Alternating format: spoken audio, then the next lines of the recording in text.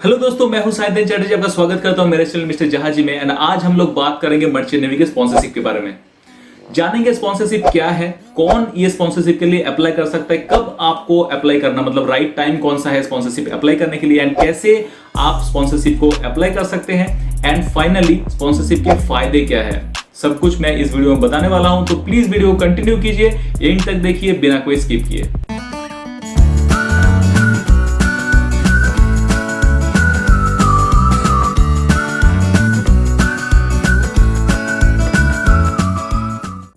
प्रीसी training complete करने के बाद सबसे इंपॉर्टेंट काम होता है आपका जॉब लेना। एंड आजकल के दिन, मतलब अभी के जो प्रेजेंट सिनेरियो है मर्चेंट नेवी के, जॉब मिलना बहुत मुश्किल है। मैंने बहुत सारे वीडियोस बना लिए अब तक, एंड हर एक वीडियो में ऐसा कोशिश करता हूं बताने का कि जॉब मिलना बहुत मुश्किल है। कोई वीडियो में ये भी बताया कि जॉब कैसे आप अप्लाई कर सकते हो।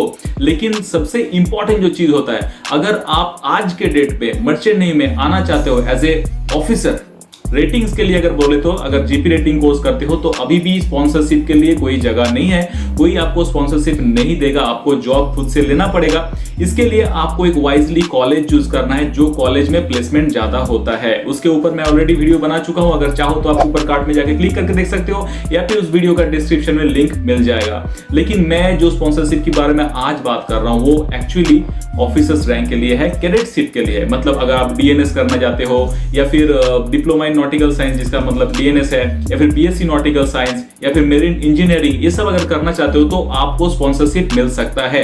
अभी हम बता देते हैं कि स्पॉन्सरशिप एक्चुअली क्या है। स्पॉन्सरशिप एक कंपनी आपको जॉब गारंटी देगा आपको कोर्स करने से पहले ही। मतलब आप चाहो तो स्पॉन्सरशिप पहले ले सकते हो, उसके बाद आप कोर्स करो, देन आपका जॉब उसी कंपनी में कंफर्म हो जाएगा। इसके लिए कुछ क्राइटेरियाज भी है जो मैं आगे जाके इस वीडियो में आपको खुल के बताने वाला हूं। तो सबसे पहले आपको क्या करना पड़ेगा, जो आपका 10+2 कंप्लीट हो गया, 10+2 के बाद आपको पीसीएम रहना है, मतलब फिजिक्स केमिस्ट्री मैथ आपका सब्जेक्ट मेन सब्जेक्ट में रहना है। अगर आप बायोलॉजी के स्टूडेंट हो, बायो साइंस की स्टूडेंट हो, आपके पास मैथ नहीं है तो आप एलिजिबल नहीं हो। आपको बस पीसीएम चाहिए होगा, एंड मिनिमम 60% मार्क्स आपको लेके आना है 10+2 में, तब जाके आप एलिजिबल हो मेरिन कोर्स करने के लिए। एंड सिमिलर बेसिस पे तब जाके आप एलिजिबल हो आपका स्पॉन्सरशिप अप्लाई करने के लिए।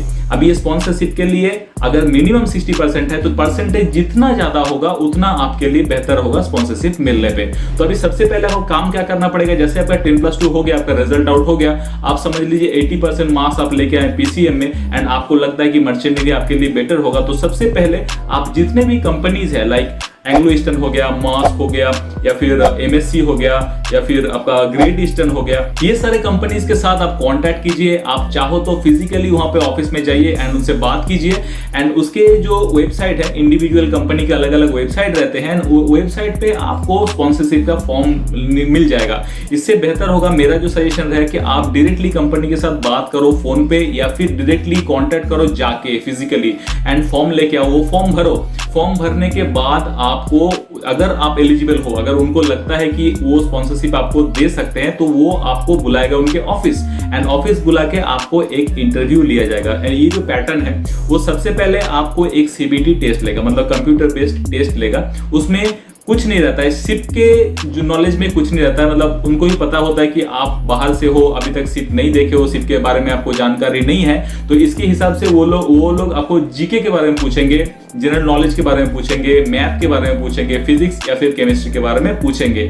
उसके बाद जो टेस्ट हो गया, उसके बाद आपको एक जनरल इंटरव्यू होगा, उसमें भी सिमिलर बेसिक क्वेश्चन पूछते हैं। एंड साथ ही में आपका प्रेजेंस ऑफ माइंड भी देखेंगे, मतलब आप जो सराउंडिंग में आपका क्या हो रहा है। मेन सिप पे हम लोग जब काम करते हैं, आपको हम लोग को बहुत चौकन्ना रहना पड़ता है, मतलब हम लोग को साइड में क्या हो रहा है हम लोग को हमेशा नजर में रखना होता है। इसके लिए वो ये टेस्ट लेते हैं। जैसे आपको शायद ऐसा सवाल पूछे कि आप ऊपर आए तो कितना सीढ़ियां चढ़ के आए, या फिर जो एलिवेटर पकड़ के, जो लिफ्ट पकड़ के ऊपर आए वो कितने माले का है, मतलब जो आपका जो टोटल बिल्डिंग है, बिल्डिंग कितने माले का बिल्डिंग है। या फिर आपको ये भी बोल सकते हैं कि बिना देखे बताइए कि इस रूम में कितना चेयर रखा हुआ है। तो ये सब जो नॉर्मल सी बातें हैं, ये सब बातें पूछ के आपको इंटरव्यू में वो लोग ले लेंगे। अगर आप ये सब क्लियर करते हो, उनको सेटिस्फाई कर पाते हो, तो आप सिलेक्ट हो जाओगे स्पॉन्सरशिप के लिए। उसके बाद आपको देना है IMU CET, जो है इंडियन मेरीटाइम यूनिवर्सिटी के अंदर CET मतलब कॉमन एंट्रेंस टेस्ट। तो IMU CET के बारे में अभी तक मैंने कोई वीडियो नहीं बनाया, लेकिन फ्यूचर में IMU CET के ऊपर मैं डिटेल वीडियो बनाने वाला हूं, जहां पे मैं इधर उधर के बातें छोड़ के एकदम मुद्दे में बात करूंगा एंड क्लियरली आपको समझाऊंगा कि IMU CET का क्या है फंडा एंड कैसे आप अप्लाई कर सकते हो एंड कैसे आप उससे आगे जा सकते हो। फिलहाल हम लोग बात करते हैं सिर्फ स्पॉन्सरशिप के बारे में। तो IMU CET और कुछ नहीं, मैं छोटा सा बता लेता हूं, वो एक ज्वाइंट एंट्रेंस जैसा अपना होता है, उसी तरह का एग्जाम होता है जिसको पास करके आप रैंक कर सकते हो एंड उसी रैंक के ऊपर आप गवर्नमेंट मेरिटाइम कॉलेज पे चांस आपको मिल सकता है। वो भी उसका कोई गारंटी नहीं। मैं ये भी बताता हूं कि IMU CET क्लियर करने के साथ आपको जॉब मिलने की कोई चांसेस नहीं है, मतलब इसका कोई रिलेशन नहीं है। जॉब अलग चीज है, IMU CET से पढ़ाई करना अलग चीज है। हाँ, ये एक बात होता है कि अगर IMU CET से आप अपना कोर्स कंप्लीट करते हो, IMU के जो यूनिवर्सिटी के अंदर जो कॉलेजेस हैं उनसे अगर पढ़ाई करके आपका कोर्स कंप्लीट करते हो, तो ऑटोमेटिकली कंपनी जो रहेंगे वो उसको पता चलेगा कि आप एक रैंक करके फिर वो कोर्स कंप्लीट किए हैं, इसके लिए आपका जॉब मिलने की चांसेस बहुत ज्यादा रह जाएगा।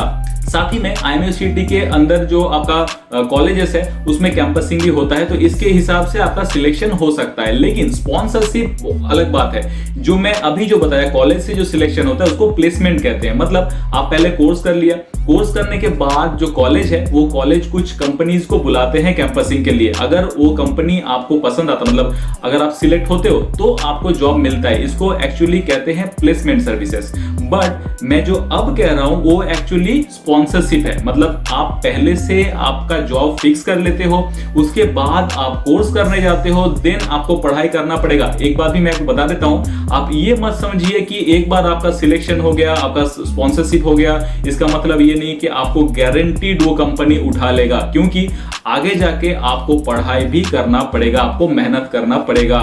सिमिलर वे में जैसे आपने 10+2 में किया, यहाँ पे भी आपको मेहनत करना है। अच्छा, मेहनत के बारे में एक बात याद है कि मैं भी थोड़ा बहुत मेहनत कर लेता हूँ वीडियो बनाने में। तो अगर आपको वीडियो पसंद आए तो लाइक कीजिए, शेयर कीजिए and please subscribe to my channel. बगल में जो बेल आइकन है उसको दबाना ना भूलिएगा, ताकि जो मेरे अपकमिंग वीडियोस है उसका नोटिफिकेशन आपके पास सबसे पहले पहुंच जाए। तो जैसे मैं बात कर रहा था कि कंपनी आपको स्पॉन्सरशिप देता है, इसका मतलब ये नहीं कि आपका जॉब 100% गारंटीड है। आपको पढ़ाई करना पड़ेगा, आपको अच्छे से मार्क्स भी लेके आना पड़ेगा। उसके बाद जब आप कंपनी में जाओगे जिसमें आपको स्पॉन्सरशिप मिला, वो शायद फिर से आपका इंटरव्यू लेगा एंड उसके बाद ही आपका सिलेक्शन होगा। लेकिन अगर पहले से आपका स्पॉन्सरशिप दिया रहता है, स्पॉन्सरशिप फाइनल लेटर आपके हाथ में रहता है, तो आपके पास एक चांसेस रहता है, आप थोड़ा सा सिक्योर हो जाते हो जॉब के हिसाब से।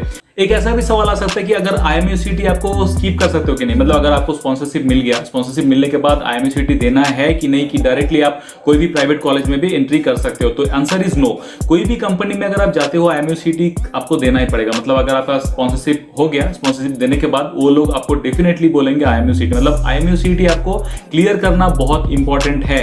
अगर आप नहीं कर पाते हो तो आपका स्पॉन्सरशिप कैंसिल भी हो सकता है, या फिर आपको दोबारा देना पड़ सकता है। जब तक आप IMU CET क्लियर नहीं करते हो, आपका स्पॉन्सरशिप आगे नहीं जाएगा, मतलब आपको जॉब नहीं मिल सकता है। अब ये डिपेंड करता है आपके ऊपर कि आप सरकारी कॉलेज में पढ़ोगे या फिर प्राइवेट कॉलेज में। प्राइवेट कॉलेज की अगर बात करता हूं तो मैक्सिमम प्राइवेट कॉलेजेस जो भी, मतलब ये जो मैं सिर्फ वो प्राइवेट कॉलेज की बात कर रहा हूं जो IMU के साथ एफिलेटेड है, वो 14 जो कॉलेजेस है, वो कॉलेज में अगर आप पढ़ाई करने जाते हो, अगर एडमिशन लेना चाहते हो, तो वो सारे कॉलेजेस अभी बिना स्पॉन्सरशिप के, मतलब स्पॉन्सरशिप के बिना आपका एडमिशन नहीं कराएंगे। आप स्क्रीन में अभी देख सकते हो, जो एंग्लो ईस्टर्न का जो मेरिटाइम एकेडमी है उसमें भी यहाँ पे साफ साफ लिखा है कि स्पॉन्सरशिप कैंडिडेट्स के लिए ही ये लोग कोर्स कराते हैं। अगर आपके पास स्पॉन्सरशिप नहीं है तो ये कोर्स नहीं कराएंगे। तो सिमिलर बेसिस में सारे जो एफिलिएटेड कॉलेज है IMU की तरफ से, वो सारे आपको बोलेंगे कि आप पहले स्पॉन्सरशिप ले लो, नहीं तो नहीं हो सकता है। इसका मतलब ये नॉर्मल सी है कि अगर आपके पास स्पॉन्सरशिप नहीं है तो आप प्राइवेट कॉलेज में नहीं जा सकते हो। हाँ, अगर दूसरी बात है कि आपके पास स्पॉन्सरशिप नहीं है, अगर आप नॉन स्पॉन्सरशिप कैंडिडेट हो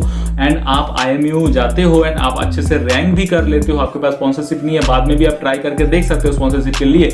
लेकिन अगर एक बार आपने IMU CET दे दिया, उसके बाद स्पॉन्सरशिप मिलना बहुत मुश्किल हो जाता है। इसके लिए ये फॉर्मेट होता है कि कोई भी कहते हैं, कितना भी आप रिसर्च कर लो इस पे, ये नॉर्मल सी है कि आपको पहले स्पॉन्सरशिप के लिए अप्लाई करना है, उसके बाद आपको IMU CET देना है। अगर IMU CET पहले आप दे दिए, उसके बाद स्पॉन्सरशिप मिलना मुश्किल हो जाता है। तो इसका मतलब ये है कि अगर आपके पास स्पॉन्सरशिप नहीं है, IMU CET क्लियर करने के बाद भी आपको प्राइवेट कॉलेज में एडमिशन नहीं मिल सकता है। तो आपको गवर्नमेंट कॉलेज में ही टारगेट रखना पड़ेगा। एंड गवर्नमेंट कॉलेज में अगर आपको टारगेट रखना है तो आपका रैंक भी उतना ही हाई आना है, तभी जाके आपको गवर्नमेंट कॉलेज मिल सकता है। एंड गवर्नमेंट कॉलेज अगर आपको नहीं मिलता है, आपका अगर रैंक सही से नहीं होता है, तो आप कोई दूसरा मतलब ये जो IMU के अंदर जितने कॉलेजेस हैं, डायरेक्ट जो गवर्नमेंट कॉलेजेस हैं या फिर एफिलिएटेड कॉलेजेस हैं, इसको छोड़ के भी दूसरे कॉलेज में आप जा सकते हो। वहां पे कैंपसिंग के थ्रू मतलब कैंपस इंटरव्यू के थ्रू आपका सिलेक्शन हो सकता है, जिसका कोई भरोसा नहीं है किसका होगा। मतलब आप इंटरव्यू क्लियर करते हो तो आपको जॉब मिलेगा, लेकिन ऐसा पॉसिबल नहीं हो सकता कि सारे बच्चे के एक साथ जॉब मिल जाए, शायद बहुतों को जॉब ना मिले। तो स्पॉन्सरशिप इज 100% नीड। मतलब अगर आप इस मर्चेंट नेवी में आना चाहते हो इस वक्त, तो आपके लिए बहुत इंपॉर्टेंट है कि आप पहले स्पॉन्सरशिप अपना ले लो, उसके बाद ही IMU CET दो एंड उसके बाद ही ये लाइन चूज करो। IMU CET क्लियर करना मतलब ही जॉब नहीं होता। IMU CET एक आपका रैंक दिलाता है आपको थोड़ा सा। अगर आप IMU CET क्लियर करके कुछ करते हो तो आपका ऑटोमेटिक एक पहचान होता है अलग सा कि ये लड़का मेहनती लड़का है, ये पढ़ाई में अच्छा है, इसने पहले रैंक किया। जैसे आपका ज्वाइंट एंट्रेंस होता है, तो आपने रैंक किया, उसके बाद कोई भी कंपनी आपको थोड़ा सा ज्यादा प्रेफरेंस देगा। आप अगर प्राइवेट कॉलेज में करते हो डायरेक्टली विदाउट IMU CET तो थोड़ा सा कम प्रेफरेंस मिलता है, लेकिन अगर आप स्पॉन्सरशिप के थ्रू जाते हो तो डेफिनेटली आपको सिमिलर क्राइटेरिया मिलेगा, आपको थोड़ा सा ज्यादा सिक्योरिटी भी इसमें मिल जाता है। IMU CET क्लियर करना या फिर वहां पे रैंक करना थोड़ा सा मुश्किल होता है। इसके लिए आपको बहुत सारा प्रिपरेशन भी लेना पड़ता है। प्रिपरेशन के बारे में अगर आपको बुक कुछ खरीदना है, कुछ किताबें खरीदना है मर्चेंट नेवी के ऊपर, खासकर IMU CET के ऊपर, तो प्लीज आप डिस्क्रिप्शन में जाइए वीडियो के, वहां पे मैंने कुछ लिंक्स दिया जो बुक Amazon में अवेलेबल है। आप चाहो तो मेरा वो लिंक को क्लिक करके आप देख सकते हो कौन सा बुक है एंड उसको खरीद भी सकते हो प्रिपरेशन के लिए। इनमें से कुछ कॉमन डाउट्स रह जाते हैं लोगों के बीच में कि अगर स्पॉन्सरशिप मतलब क्या, स्पॉन्सरशिप अगर आप लेते हो तो क्या आपका जो कॉलेज का फीस है वो कंपनी पे करेगी? तो नहीं, कुछ फीस नहीं पे करेगा कंपनी, बस आपको एक जॉब गारंटी देता है कि अगर आप टोटल फीस जो भी है आप ही को देना पड़ेगा, सब कुछ करके आप ही को पढ़ाई करना पड़ेगा, आपको रिजल्ट भी लेना है, उसके बाद सब कुछ करके अगर आप आते हो तो कंपनी आपको उनके शिप पे एक जॉब देगा। बस इतना ही स्पॉन्सरशिप का मतलब है। यहाँ पे स्पॉन्सरशिप का मतलब ये नहीं है कि सब कुछ आपका पेमेंट करेगा, आपको स्टाइपेंड देगा या फिर आपको कुछ मतलब कोई भी खर्चा उठाने के लिए मदद करेगा, कुछ भी ऐसा नहीं है। स्पॉन्सरशिप मतलब बस जॉब स्पॉन्सरशिप जो एक कंपनी एक कैंडिडेट को सिलेक्शन होने पे उसका कोर्स कंप्लीट होने के बाद दे सकता है। कुछ देर पहले मैंने जैसे बताया कि एंग्लो ईस्टर्न के बारे में, उसी हिसाब से अगर आप एमएड कॉलेज में जाते हो चेन्नई में, वो भी एक प्राइवेट कॉलेज है, वहां पे अगर आप एंट्री लेते हो उससे पहले आप मास्क में जाके स्पॉन्सरशिप ले सकते हो। मैंने एक पोस्टर देखा था कुछ दिन पहले जहां पे मास्क लाइन एंड एमएड से टाई अप किया हुआ एक पोस्टर था कि एमएड में अगर आप कोर्स करने जाते हो तो उससे पहले मास्क आपको स्पॉन्सरशिप दे सकता है, लेकिन वो डिपेंड करता है आपकी एबिलिटी के ऊपर। स्पॉन्सरशिप सबको नहीं मिलता है। अगर आप एबल हो, अगर आप उनको जो एग्जाम लेंगे, जो टेस्ट लेंगे, जो इंटरव्यू लेंगे, उसमें अगर पास करते हो तभी जाके आपको स्पॉन्सरशिप मिलेगा। मतलब आप अगर डायरेक्टली कॉलेज में चले जाते हो या फिर स्पॉन्सरशिप के थ्रू जाते हो तो इसमें अंतर आपको अभी तक समझ में आ गया होगा। डायरेक्टली कॉलेज में जाते हो तो भी आपका जॉब सिक्योर नहीं होता है। मतलब बात यह है कि एमएड एक प्राइवेट कॉलेज है, अगर आप एमएड में एडमिशन लेते हो विद स्पॉन्सरशिप मार्क्स के थ्रू तो आपका एक जॉब सिक्योर हो गया मार्क्स के साथ। लेकिन ऐसा भी हो सकता है कि आप डायरेक्टली कॉलेज गए एमएड में, आपका कोर्स कंप्लीट किया, इन बिटवीन जो कैंपसिंग चलते हैं, जो कॉलेज बुलाते हैं कंपनीज को, शायद एमएससी, शायद एंग्लो ईस्टर्न या फिर ग्रेट ईस्टर्न ऐसे या फिर वी शिप, ये लोग जब आते हैं आपके कॉलेज में एमएड में लड़के उठाने, तभी शायद आपको वहां से भी सिलेक्शन हो सकता है। तो ये हो गया कैंपसिंग के थ्रू सिलेक्शन। एंड अगर आप पहले ही आपका जॉब सिक्योर कर लेते हो तो वो हो गया स्पॉन्सरशिप। तो उम्मीद करते हैं वीडियो को पसंद आएगा। अगर पसंद आए तो लाइक कीजिए, शेयर कीजिए दोस्तों के साथ and please subscribe to my channel. बगल में जो बेल आइकन उसको दबाना ना भूलिएगा ताकि मेरे जो अपकमिंग वीडियोस है उसका नोटिफिकेशन आपके पास सबसे पहले पहुंच जाए, क्योंकि और भी बहुत सारे वीडियोस आने वाले हैं in future. IMU CET is one of them.